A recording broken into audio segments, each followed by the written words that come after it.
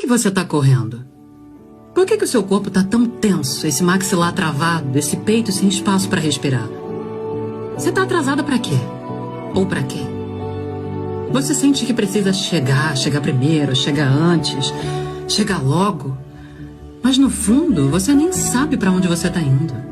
É como se em algum momento você tivesse entrado numa corrida que não escolheu.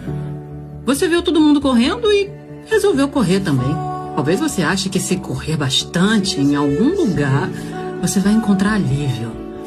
Vai encontrar um descanso, uma paz, alguém, um reconhecimento.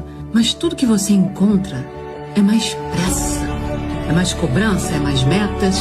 E nesse esforço de se deixar mais leve, você vai largando as coisas pelo caminho. A vitória nunca foi a chegada. Foi tudo que você teve coragem de não abandonar pelo caminho.